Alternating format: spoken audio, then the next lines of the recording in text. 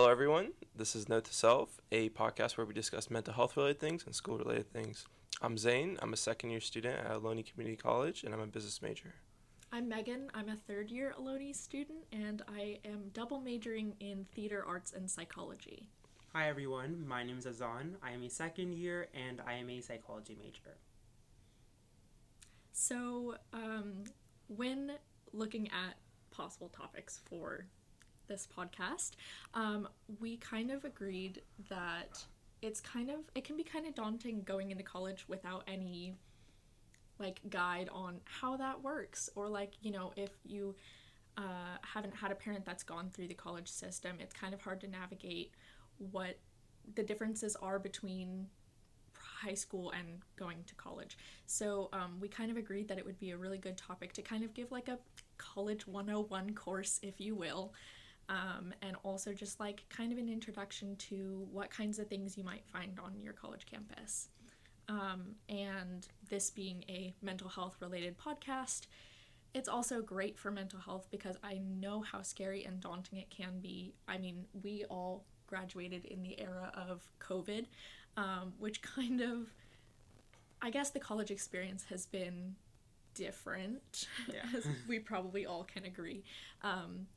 And also just like going into it kind of blindly, honestly, has been kind of stressful. And so if I had someone tell me how to do this thing called college and how to make friends at college and how to study properly and stuff like that, I think I would have been a lot less stressed my freshman year, and honestly probably now too.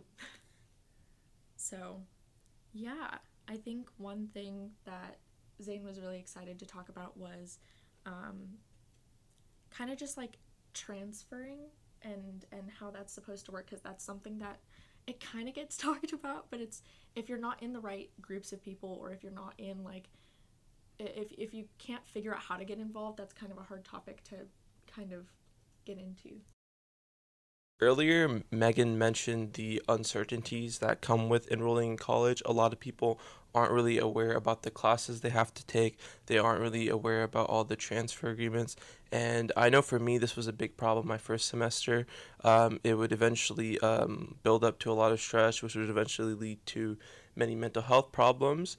And I feel like a tool that can help kind of relieve some of that uncertainty, some of that pressure, some of that stress is assist.org.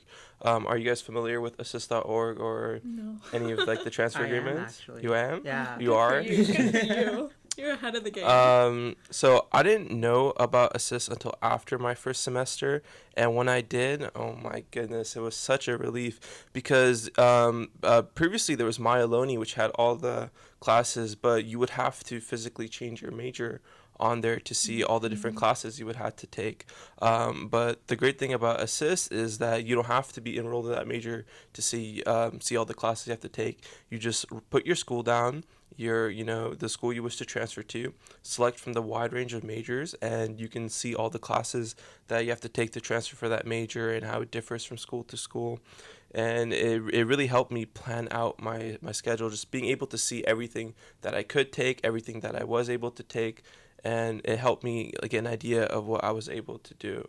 So Man, I gotta get on that. yeah. I mean, there's still time, It's the great thing. It's why we're doing this. Yeah. So, Azan, you want to tell us about your experience using Assist and how you got Yeah, for introduced sure. to it? So, like you guys, I was really, really stressed coming into college. But fortunately, a really good friend of mine had just transferred from Ohlone. So I had contacted them and they showed me, like, hey, like, make sure to check out Assist. So I hopped on a call with them and pretty much I just looked at all the schools I kind of wanted to apply to. And I kind of compiled a rough tentative schedule with still changes. So it's like you never really know what you're going to be taking each semester until the semester does come. Just because, A, you don't know if those classes are offered that semester and such, but just having it physically written on Assist really helped me out. I agree. I think that's a big thing too. I think you mentioned writing it all down. I highly recommend making a spreadsheet with all the schools and all the classes that you have to take just to see what you can take and what you can't take. I think that helps a lot. That's a really good idea. I feel like I've been flying through it kind of blindly just because I wasn't aware of all this stuff going into Loney. I just kind of like kind of like faked it till I made it, I guess. And like thankfully it's kind of worked out for me, but I think it would have been a lot easier had I known about all the resources that were available to me at the time. But yeah. And then on the subject of like, because we touched a little bit on like planning out classes and your semester. I think that's a perfect segue to talk about kind of like how to navigate that, because it can be difficult, especially when one, classes that you wanted might not be being offered for that semester, or maybe it's not the teacher you wanted, or it's online versus in person, or anything like that can get in the way of you taking a class that you potentially want to take or need to take for your major. And also just like it can be hard planning out your semester ahead of time. Like so many times I've had to change my plans because something went wrong or something changed last minute, and I had to, you know, make changes to my schedule. And then it kind of feels like this like never-ending puzzle of like trying to fit like this one piece into this one place that's open, and it can be really frustrating. So I think that's something that should be talked about. So I guess what has been you guys' experience with planning out your semester beforehand, signing up for classes, figuring out what classes you need, and then making sure that it's a class that you are going to be able to succeed? I think for me, a big thing is having backup classes of mine. You mentioned how, sometimes the class might not be offered that semester. Things could happen with the professor, or the class might be full when you sign up. So something I did was I had a list of classes and I number them. This is the class that I need to take right now. And at the bottom, I would have the classes that, I wouldn't need to take, or there wasn't like a specific time, or because you know how like some classes are prerequisites to another, meaning you have to take this class to take the next one. So I would always prioritize the prerequisites, meaning next semester I can always take the next level. So I would always just have backups in case one wasn't taken. And something I did coming into Ohlone my first semester is I would try and have one asynchronous class or one class without live sessions. That way it would make the workload a lot more manageable. And I would also try and have at least one or two electives in there. I would never have more than 3 core classes. That way, I was able to focus on the core classes that I had to take, and the electives were there to get my credits, to maybe learn about an interesting class or topic. And, I really just try to balance it that way. Yeah, and also just like taking electives can be really fun, honestly. Like some of them may have more work than others, obviously, but also just like, I don't know, I found that the electives that I've taken, because I kind of try to stick to having at least one fun class a semester. The electives have been the thing that has helped me kind of like cope with the stress of school and help me get through the semester. What about you? What's your experience been? Honestly, kind of bouncing off what Zen said, I just think balance is really, really important in your schedule. I mean, like, I think what really helped me throughout each semester is that, like, I was able to sort of plan out, like, which classes would work together better. For example, last spring I took Bio 101A and Biological Anthropology together. Right. And so, since they were both biology classes, and they both had similar content, it was really helpful because I would learn one thing in one class, and that like the next week I'd be learning the exact same thing in the other class. Yeah. So it really helped me because it was information that I was learning at the same time, so I was able to kind of enhance my knowledge in that one category, rather than me taking chemistry, physics, and biology the same semester and learning completely different contents and trying to work around that. I love when my classes, like the content from the classes kind of line up and you're learning about the same thing. I absolutely agree. That happened to me last semester, actually. And oddly enough, it was I believe it was a biology class and a philosophy class. And I didn't expect it at all. And it honestly made that month or that schedule of learning so much fun because I was able to draw connections. And I think that's a big thing, right? Drawing connections, making your classes fun. And earlier you mentioned, having electives as a fun class, and I think that's a big thing to help with mental health is just having a class that isn't as arduous and hard on you and gives you a big workload, just to be there, for a fun learning experience, and it can kind of just help with your mental health and decrease stress. Yeah. Because it doesn't feel like you're doing work, but you're being rewarded for that work, both, mentally and academically. Right. So. And then along the lines of like balance too is like not taking too many credits per semester. I made the mistake, I think it was probably my sophomore year. And it was like the fall semester of sophomore year or second year. I guess we don't use those words anymore.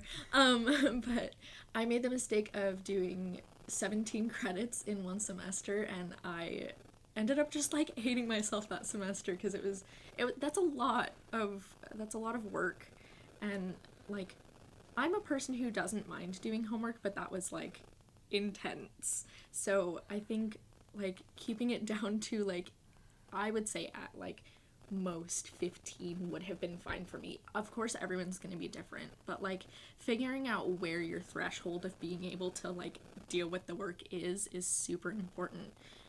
Because now I've kind of like limited myself to just like 12 or 13 credits per semester, and that's been really helpful for both my physical and my mental health, because it was really like I wasn't getting sleep or enough sleep, and I wasn't like taking care of myself fully because I was so focused on homework.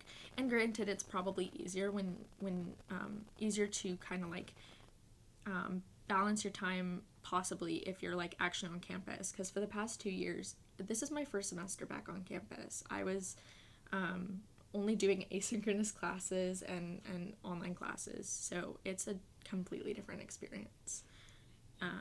But yeah. Kind of going off of the threshold you said for like how many credits you should take each semester, a really good tip that someone told me when I first entered my freshman year is that don't take too many right off the bat and go a bit easier. This way you have an idea of how many you can really handle, and then based off that you can go harder. So I would recommend, like Megan, is that just make sure you're doing what's comfortable for you, and I guess based off that you can gauge personally how much more or less you can take. Yeah, like generally what they would call a full-time student is 12 credits per semester. So maybe use that as like a rough guideline for like your first year, or while you're getting used to college, and then you can explore more credits if you think that you're up to the challenge and stuff like that. Yeah, there is no rush. There is no rush. No. And then also when trying to plan my semester, I could get stuck picking like a teacher, because I never like, when there's so many sections of a certain class, especially with like core classes like English and math, there's a lot of teachers teaching different sections. And so Rate My Professor has been it's complicated. It's both like a godsend, and also like it can be really challenging when I guess reviews don't match up, or also like some might be biased or be related to things that, like, for example, someone might just like not like homework and they'll give the teacher a bad review because they give a lot of homework, when really they're like a fine teacher, but like it's that one thing. Yeah. So like it's kind of complicated looking at Rate My Professor. So I found it both helpful and maybe a little bit harmful, but overall I think it's a good resource, at least to take everything with a grain of salt, and kind of just like realize that not everything might be super trustworthy on there, but it is a good indicator of whether a teacher might work for you based on like how much work they assign, whether you need a textbook and stuff like that. Yeah, personally, I love Rate My Professor. I do agree that the ratings can sometimes be misleading, but the comments are fairly accurate for the most part. You mentioned how sometimes people just don't like the amount of work that the professor gives, and they'll give it a low rating, but they'll always write that in the comments, They'll have their grade, and then they'll write, oh, too much work, whatever. Personally, for me, I've been using Rate My Professor since my first semester in Ohlone, and it has helped me so much. Not only just plan my schedule out, but find professors who share common interests as me. A lot of professors, they're very caring. I have this one professor. I absolutely love him. I'll name him Mike Taguchi. He teaches English here at Ohlone, and he is very understanding. He's understanding of our personal lives at home, of our mental health, and I think that's a great resource to use Rate My Professor for, finding professors who are understanding of our needs and our situation. That has really helped me. Even if it's a hard class, Rate My Professor. You can see how the professors are, and if they, if they care about you, and I think that's a big thing. Sure. How about you, Zan? Yeah, I mean, you guys pretty much nailed it with that kind of segment, but kind of bouncing off, I agree with you when you say that some of the comments aren't really accurate. I think there's a lot of bias on Read My Professor, Mm-hmm. but like it honestly just comes up to you and just being your best judge and just Right. thinking who you're gonna trust and who not. Another thing on top of Read My Professor is that if you have any friends who have already taken those classes, it really helps that you can ask them for what their Yes. personal insight was as well, especially since you know the person and how they're like. Yeah. But yeah, Raymond Professor, honestly, would highly recommend, especially if it's a brand new campus and you don't really know anyone. It's almost the only thing you can kind of go off of in the Yeah. beginning. Yeah. And then going off of just like, obviously planning out your semester is super important, but I think something that's almost more important is because like planning out your semester is something everyone has to do, and it's fairly easy to find help with that. But I think something that's really hard to find help with, especially these days, is building a routine, like personally. And I think that is something that's super important, especially when from semester to semester your class schedule, your just schedule in general can look so different. Like none of my semesters have looked quite the same, and they've all been different in like key ways. And so I think it is also important for people to understand how routines are built and how to be able to sustain those routines. And so I'm curious, have you guys been interested or have you guys delved into building a routine, or are you more kind of like a go with the flow person with a lot of flexibility? I guess I'll talk about this a little.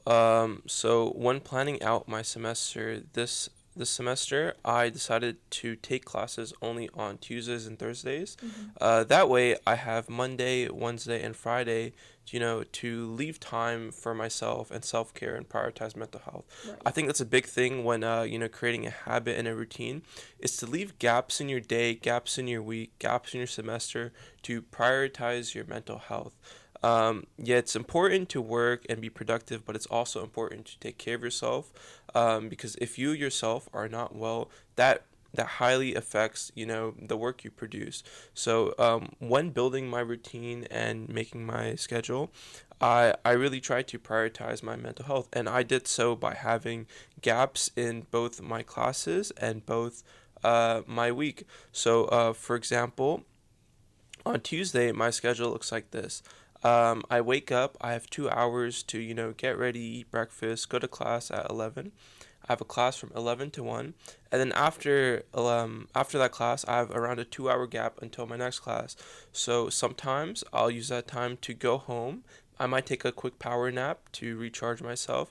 I might eat food during that time, or I might work. It really depends on the day and how I'm feeling. So try and have flexibility in your schedule. So, as I mentioned, it really depends on how I'm doing. If I feel like I need to take a lot of work or deadlines are coming up, what I will do is between that gap in my classes, I'll just get straight to work. I'll do my work, do my work, do my work, and then have my other class. And then after that, I'll take time to rest, recharge, and then do some more work, rest, recharge. And then the next day, as I mentioned, my classes are alternating throughout the days. I don't have any classes. I can recharge, and then the next day I get back to work. So that's what my schedule looks like. Cool. Yeah, I think something that I have ADHD, and so like scheduling and routines have been really hard for me because I don't do well with like transitions and change. And so I think something that's been like the hardest thing for me is, especially with like school and homework and stuff like that, is like getting into that, I guess, like state of productivity or like getting down to business. And so like that can take a really long time for me. And so I think scheduling in time for that transition has been really helpful for me. But also one thing that's been super helpful is I have this scheduling app on my phone. It's called, I want to say it's called Structured. And it literally, I plan out every single thing I have that day and I check it off. And I don't know why, but I'm one of those people where if I have a checklist and I check something off, that gives me like the dopamine I need to get that thing done. And so just that simple action of like tapping the little check mark is so satisfying to me. And I also just like generally like to keep busy because it's just something that keeps me going and makes me feel like I'm alive. So I guess I have a little bit more motivation to get those things done with that as well. But also something that's been really important for me lately is that this semester and just like this past, I guess, half a year, I've been trying to work on my sleep schedule so that I can wake up earlier. I get up at 6 o'clock every morning, no matter like weekends, weekdays, every single day. I get up at 6 o'clock in the morning because on days where I actually have class, I don't have to be here until like 9:20. So it gives me a good like 3 hours to just get whatever I want to get done. If I have some extra homework that I have to get done in the morning, I'll do my homework. If I want to exercise in the morning, I think the morning is the best time to exercise, so I'll do that. So it just gives me 3 hours to really prepare for my day, because I know when I was in online school, I would literally like wake up 10 minutes before my class started, or I'd wake up and then I wouldn't be ready to do actual homework for like my asynchronous classes until like 2 o'clock in the afternoon, and then I would be working until like midnight or later. So like getting up earlier has been something that has like really, I guess, given me the time I need to jumpstart my day, because I'm in no means a morning person, but I think I have been able to kind of hone in on the productivity that like no one else is up in the morning, so that's my time for me and whatever I want to do. So that's like one thing that has helped me with like my routine and being consistent. I must say, I'm very impressed that you wake up at 6 a.m. on the weekends too. That could never be me, It's so but hard. respect. Like, that's pretty good. Something that has really helped me this semester especially is actually making a calendar. I feel like every Yes. semester I'm like, oh, I'm going to make a calendar, be so organized, but that just never happens. But this semester, I started using calendar. Really, really helpful. Mm-hmm. Especially with like other commitments. Just knowing, or like having a physical copy, or just being able to see what time you have this meeting, what time you have to go to class, what time, just all those extracurriculars, and just making sure you have time for homework too. It's been really helpful. And also reminders. Like you said, Yeah. I've been using my reminders app. My friend like a couple days ago told me I should start using it, so I was like, might as well. And so that's been pretty helpful too. Yeah. When you had mentioned if my routine is more structured or kind of like I go with the flow, it got me thinking because I don't know. But I would say that it is a bit more of go with the flow. I think, at least for me personally in my life, I can't really ever have a structure just because I feel like each week varies so much. Where, like, it's just kind of impossible to have a structure because, like, Yeah. it just doesn't really work. But something that I definitely try to enforce is, like, trying to finish my homework for the week at least 24 hours prior. This helps with A, if you have technical difficulties, B, if you just want to relax, at least you're done, and C, it just keeps you in check, I'm so bad at that. I try to at least grind mostly like through Monday and Wednesday because I usually like to keep the rest of my week a bit more free just so I can do some more personal things that I have for that week. But obviously that doesn't always happen, but I do try to at least be 24 hours before. Yeah. I'm really good at procrastinating. Yeah. But yeah, I think it's interesting how we all are able to like stick with completely different routines in so many different ways. And I think going off of what you said about reminders, just like every time someone tells me something that I need to get done, or like even just like small tasks that only take me 5 minutes, because I usually, those are the easiest ones to forget, or the ones that take like 5-15 minutes. I literally have to write that down or I'm gonna forget. And so like literally people will tell me to do something and they'll see me take out my phone and immediately jot it down because like otherwise I'm not going to remember. And then going off of like, I guess structuring your time, like how, because we've talked a little bit about like productivity and getting things done. How do you guys stay motivated and organized in order to do, say, your homework or work, or because I know like we have a lot of responsibilities here. You also have homework, you also have classes, and then you time or whatever you guys whatever other things you guys do in your day. So how do you guys stay motivated in order to do that? And then I guess how do you not necessarily organize the tasks like in a schedule, but like organize it all so that it's not so overwhelming, because you guys do have a lot. We all have a lot. A little trick I do is I try and pair something I have to do with something I want to do. That way, when I get some work done, it's a little reward that I get myself. So, for example, let's say I'm hungry and I want, say, just like a Chipotle bowl for lunch. So I see that lunchtime is coming, and I also see I have this homework assignment to do, and I can easily get it done in an hour.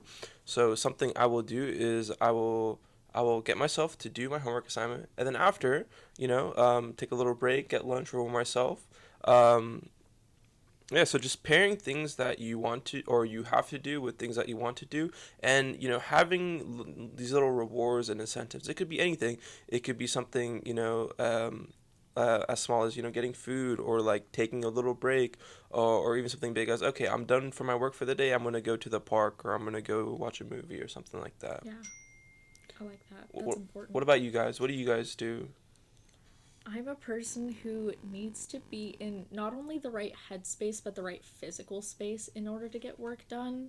I'm really bad about doing work when there's a lot of distractions around me, or like it could be as simple as someone being in the room with me, but not necessarily doing anything work related, because then I just want to talk to them. But I have found it helpful for someone to be doing work and like we don't have to talk, but that the fact that they're there and doing work has motivated me to do my work, because obviously if we're not, if they're busy doing their own work, I'm not going to like start talking with them or anything. And so it's just more incentive for me to do work. But also going off of like the physical space, I I love doing work at home. It's my favorite place to do work.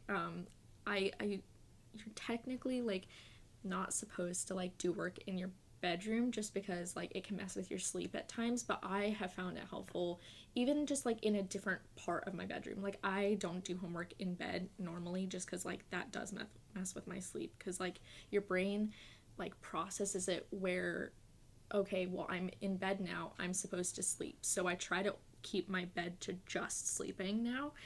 It didn't used to be that way, but through trial and error, I have found out that I need to separate. So I have a desk in my room that I do work at, and then I like put on nice lights in my room because I have LED lights on my walls, which are super nice, and I get a cup of tea, and I just kind of like, I guess, pump myself up for working. But I think the biggest thing for me isn't even like necessarily the physical space. It's getting myself into the mental headspace of working, because like I said, transitions for me can be really difficult, and like getting into the space where I feel like I'm ready to be productive can be like almost like physically painful. Like I will feel physical dread sometimes when going into those tasks. And what I tell myself is I just need to do 5 minutes. And then by the time, usually 90% of the time, by the time I'm done with those 5 minutes, I'm in the space I need to be, and I'm just like, let's get this done. But like, I think the 5 minutes getting into a task is like the hardest part. But I tell myself if I can get through 5 minutes, I can get through the rest.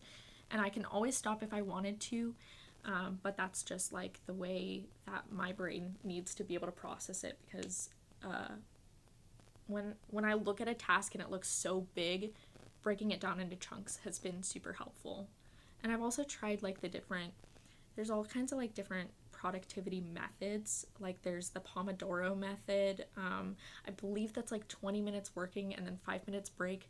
My problem with that is because the transitions are already so hard, the 5 minute break usually turns into more than a 5 minute break.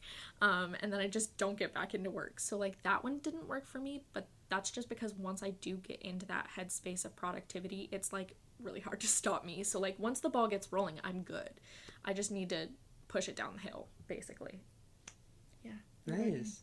For me personally, I think that I feel the most unproductive when I feel overwhelmed. And I know you guys were talking about like the feeling overwhelmed from all the coursework you have, all the things you have to do.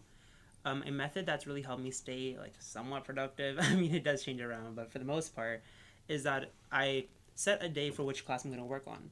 So on Mondays, I may be like, okay, let me work on my poli-sci class, and then I can work with that with my sociology class.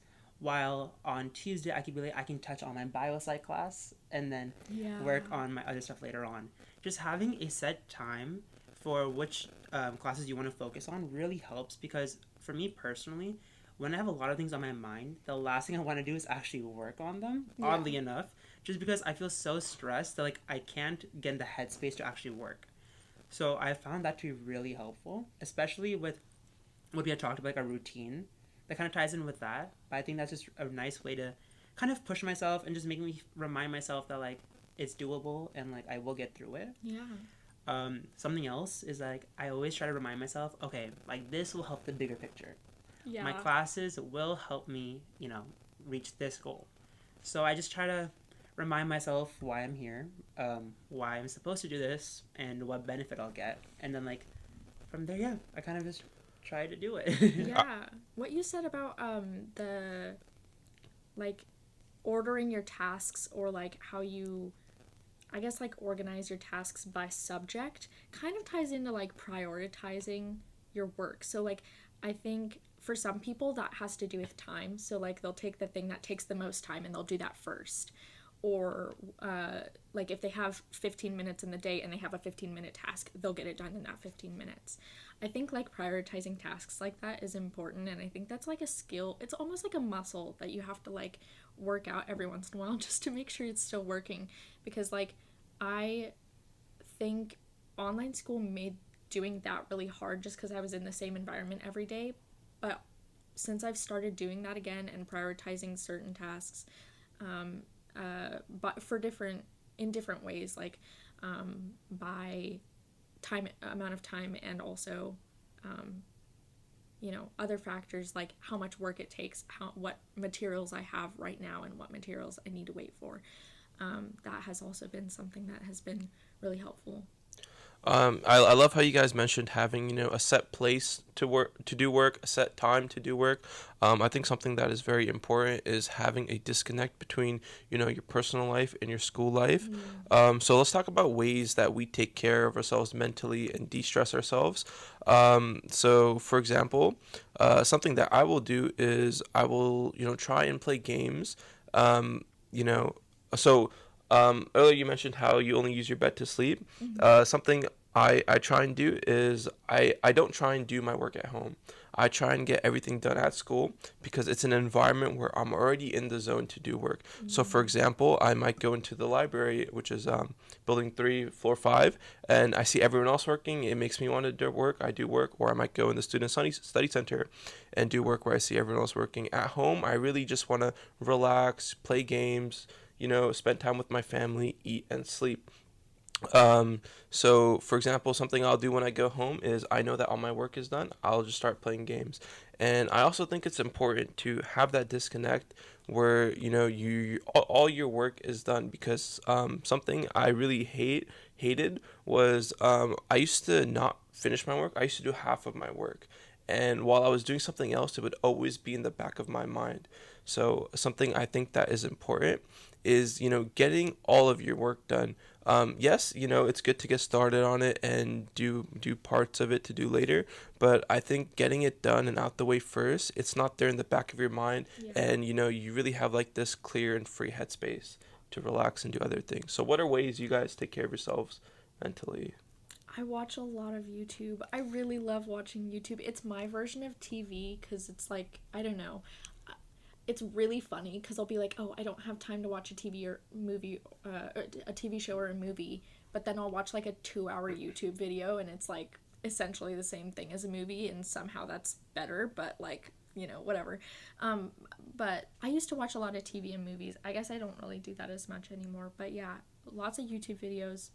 Also, I've kind of gotten out of it lately, but I'm starting to get more into it again. But like, I'm a big music person, not necessarily just like listening to music. I really like singing. So if I'm ever feeling like really tired or something, and I just want like a wake me up, or I want to feel like myself again, I'll just take a minute and like karaoke in my room. I'm probably like the most annoying person to my neighbors, but it's fine. I'll just be belting out show tunes for like an hour.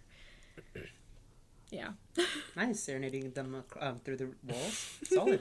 Yeah, my Yeah. family gets really annoyed with me. But, I mean, I gotta practice, I gotta always have it ready for karaoke, Nice. So for me personally, when I'm stressed, I talk to people. I think I live in a kind of a large family, so it's kind of, I have siblings to like annoy and bug and like talk to. Nice. So when I'm really stressed, sometimes I'll just like go and like stay and like sit in their bed and like talk to them, or like if my parents are home, I'll like have a conversation with them, or sometimes I'll FaceTime my cousins and like we'll just kind of catch up on what we're doing and kind of share our stress with each other, and that's kind of a bonding experience, Yeah. And so I definitely just kind of vent and like try to think of other things instead that I enjoy. Other than that, I watch a lot of YouTube. Yeah.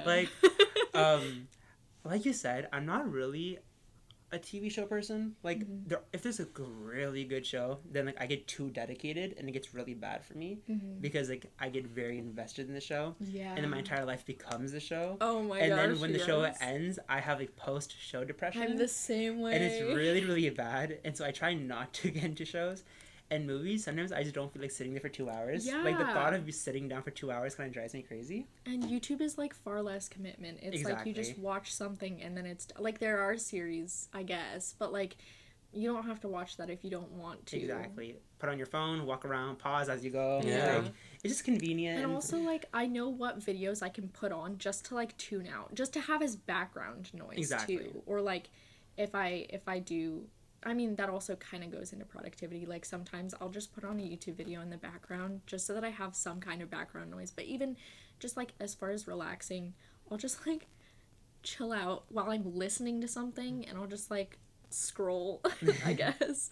And just, like, read for pleasure rather than for school stuff. I feel it. But, yeah.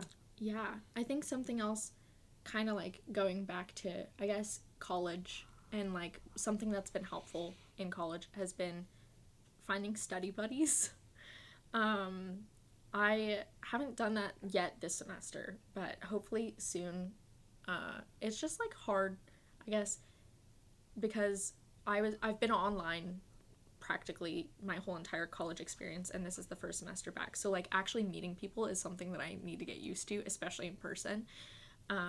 But in my online classes, even I've been able to make study buddies, and just like having someone to be like, hey, did you get the homework? Or like even just like, hey, was the discussion post this week like really confusing for some reason? And they'll be like, yeah, I was wondering the same thing. And then like maybe someone else is like, actually, I figured it out. I looked in the book and there was this thing that we were supposed to know or whatever. But yeah, just like having someone else in the class to talk to about mostly just like honestly school. I usually don't talk to them outside of that, but having someone in the class who is also familiar with what you're going through, because like I'll ask my mom for advice with like some school stuff and she'll be like, I don't know, I'm not in your class, and I'm like, you're right, fine, I'll ask someone who's in the class. And that's been really helpful for me. But like I said, I still need to do that this semester. Yeah, I think it's just important to have someone there that's going through the same experience as you. I think it's important to know that you're not alone. that the people in your classes might be going through the same thing, whether it be academically, mentally, whatever it may be. Have you guys like ever been in a class where like the average was like a 30%? Like, hey, did you fail? Did you fail? Like, oh yeah, we all failed. It kind of like Yeah. yeah, it's kind of like this like bonding experience, like failing. It's weird, right? The whole class fails a test, and it like brings the class closer. I found this especially between like physics and like math classes, where like everyone feels like, hey, did you fail? And then that's kind of the point where everyone's like, oh, cool, and then they start to get to know each other. So yeah, I think it's just important to have someone there to kind of go through the same experiences as you and know that hey, Right. this person's also going through the same things as me. And I something what do you call it, what's the word, oh, accountability. If you Yes. have someone there, they can hold you accountable and you can hold them accountable, and it kind of goes back and forth where you're both helping each other. Yeah, I know me, Azaan, and one of our other ambassador friends, we're all in the same biopsych class, and it's actually been really helpful just to like not not necessarily uh, like Sarah asked me for some, because we were supposed to make flashcards and she didn't know what we were supposed to make flashcards on, so I just sent her a list of the flashcards we were supposed to make and stuff like that. And so like that's been helpful as well, and also just like having common experiences with like talking about like the structure of the class and like how the lectures go, and also just like talking about sometimes like the subject in the lecture has been helpful for like even just my memorization of some of the stuff and like asking questions. I know we've talked about it a little bit, Yeah. but yeah, that's been it's been helpful. I agree. It's pretty nice when we like talk about it, cause like it is an async class, so Yeah. like we don't really get to talk to other people in the class. Yeah. So since you and Sarah are in it, I'm like, oh, it's pretty cool. We can talk about it and Yeah. share experiences. Um, I think study buddies are great. I don't think a study buddy has to be someone in that specific class, but as long as you just work with someone or just by someone, it really does motivate you. As you Yeah. guys said, I am really blessed to have a couple friends from high school that I'm really close to come to Ohlone with me. Oh, And nice. so, I mean, if you're a local Fremont resident, you probably know Suju's. I religiously go there, and so I usually work with my friends there, and it's just nice because like we all work together, and it kind of motivates us as well. Since like, oh, they're doing work, so I should probably do work too. Mm-hmm. And then, like you said, making friends in your classes is also really great. I kind of touched upon this previously, but last spring I took a bio, and that was a pretty challenging class. Mm-hmm. And it was my first class in person and my first college class in person, which was a bit more intimidating. Wow. But I was able to make some friends, and then before every exam, we would just meet up and study together, and it was really great. And it also helped me learn a lot more about the class. That's awesome. And then I think like last like if you take anything away from this conversation about college, I think this is one of the most important things, because going from not being on campus at all to going on campus, this has been the thing that I have had to think about the most, is resources that are on campus and knowing where they are and how to get to them and when they're available. So, and obviously I think this information is probably one of the easiest things to find, but it's often so overlooked. Even though you can literally just go to the school's website and find all this information. But I think we should talk about some of the resources available at Ohlone. I will list them off, and then we can talk about any experiences, if any, that we've had with those places. So on campus, the ones that I was able to think of and brainstorm were the study center in the library, clubs and organizations, tutoring, the multicultural student center, and the health center. I know we've all had experience with the health center, seeing as how we work here. And we can talk a little bit more about that last, but I think I want to focus on the other ones first, just because I think they all are important for different things. I can say I've definitely been to the study center a couple times, and I like it. It's nice and quiet, and there's space to do your work. I have been to the library once, but I haven't actually done anything there. And then we have an event at the Multicultural Student Center, and I've been there once during lunch, and it's really nice. But other than that, I don't have a lot of experience with the other places on campus. So I was curious if you guys, in your last couple years, have had any experience with those resources. I guess I'll talk a little on clubs and organizations. I would say there are two main types of clubs on campus. There are the academic clubs, and I don't want to say non-academic, but kind of like the recreational clubs who aren't like there isn't that much of a connection towards like classes or not academics, but there's not like a connection towards academics or towards classes. So for example, like the physics club, right? Say you join the physics clubs, you're gonna meet a lot of people who are physics majors who have taken physics classes. They do physics related projects, and I think that's a great way to just find friends. Earlier we talked about having a study buddy. Just joining a club like that is great to help with your classes and just be more knowledgeable on subjects like that. But there are also clubs who aren't related to any classes. So I'll talk about the esports club, for example. So I'm the president of the esports club, and recently I've noticed how like the we do a survey of the majors of our members, and I've noticed how they're very different. So something we really want to do is earlier we talked about the importance of me time and the disconnect between schoolwork and personal time, me time. So this week, what we've been having a few members who, after they get their schoolwork done, they join the Discord and they play games together. So I just wanted to talk about how you can use clubs to both be more academically involved, find friends with the same common interests as you, and I think that's great for getting your schoolwork together. And there are also many clubs out there who help you calm down and relax and things like that. I mean, I'm part of the Entertainment Arts Guild on campus, and a lot of the people there are either, they're some kind of performing arts major most of the time, or technical theater or stuff like that, different things in the entertainment industry.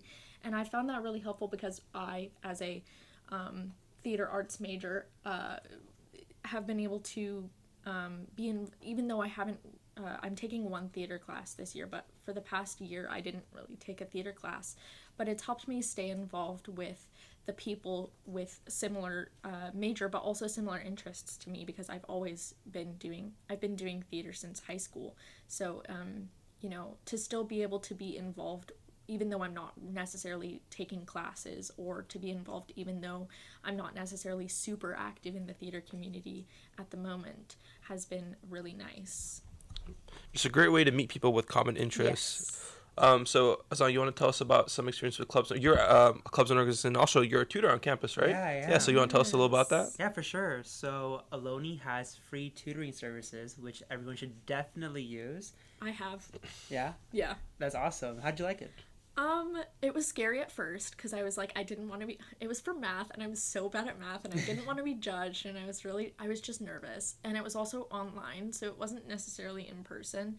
But honestly, it helped me figure out what I was doing, and I got a lot of really good feedback that helped me, and I believe I understood it right after. It was a while ago, so I don't necessarily remember, but I remember it being really helpful. Yeah, I'm glad. Yeah. Tutoring's been really cool, honestly.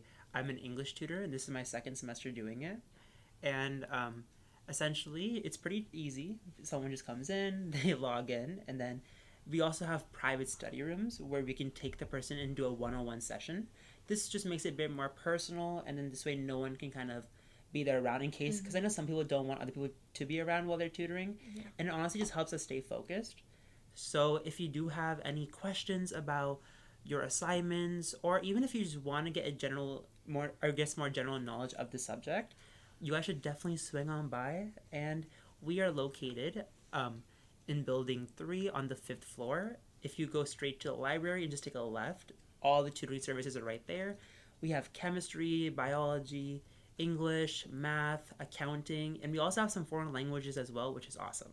And all the tutors are students, right? Yeah, they're all students, which is really cool. So there's that connection there as well. Yeah.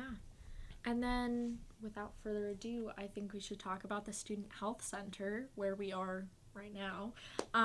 The Student Health Center has a ton of different resources for students. We have both physical and mental health services. We have various physical health services that you can find on our website, or if you go to the Ohlone website, just search up health center and it should be there. And then also we have mental health services, and we also provide counseling, and we have a counselor that's fluent in ASL. And so we have plenty of resources on campus for those who are, I guess not necessarily worried about, but interested in finding more resources for both their physical and mental health. We also have like resources that I've had to use, like period products. Like sometimes my period will start and I'll be like, oh my gosh, I don't have a pad on me. And I'm like, I work at the student health center. I can just walk in and grab a bag. And they're also super discreet. So that has been a resource that's been super helpful. But like we also have a bunch of other free resources in the student health center. So feel free to just drop by, and even if you just like want to figure out what's up with us and what's there, it is honestly a great place to just go and try and figure out what resources are there. So I implore you to explore that if you're interested. And unless you guys have anything else that you guys can think of, or experiences with the student health service. Honestly, it's been really great. My first year, I really didn't even know this place existed, which I wish I did, because it's actually really cool. Yeah. So I'm happy to be here, and I'm happy to learn more about what Ohlone has to offer, to be honest. Yeah, I feel like I'm learning as much as everyone else. Agreed. Like every day. Yes. So I think it's also, great. yeah, we're not experts in college.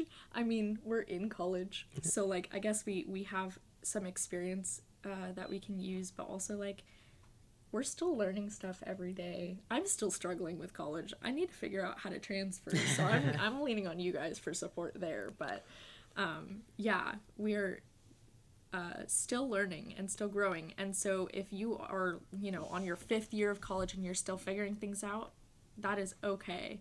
Everyone is welcome. This isn't just an episode for freshmen. This is an episode for everyone. Speaking of, I guess, transferring, I think something we can kind of briefly touch upon is counseling. Yes. We have a lot of amazing counselors here at Ohlone that can help overview your student plan and other necessities that you may need. I know, especially for those kids who are currently going to be transferring next year, if you are doing some programs such as TAG, it's great to go to a counselor and get that checked out and approved. And if you have any other questions in regards to what you should be taking, or major selection, or just any other things around that realm, I would highly recommend contacting the counseling department, which you can find on our website, and then going from there. Yeah. I think that's great stuff. Last but not least, I went back and listened to some previous episodes of the podcast, and the previous hosts would actually have a note to self, which is the name of the podcast. And so I found a quote. It says for freshmen in college, but I assure you this is advice that anyone can find useful. And the quote is, for freshmen in college, get yourself out there. It takes courage to be with people you don't know or to do things you've never done. But I promise you'll learn more about yourself, you'll make good friends, and you'll feel much more at home if you take the leap of faith to building a better life for yourself. Because your future home is out there. It's just waiting for you to embrace it. And that was Ashley Hetherington. So with that, we will leave you there. Stay tuned for more episodes. Thank you all for listening, and this is our first episode of this semester. Yes. Woo!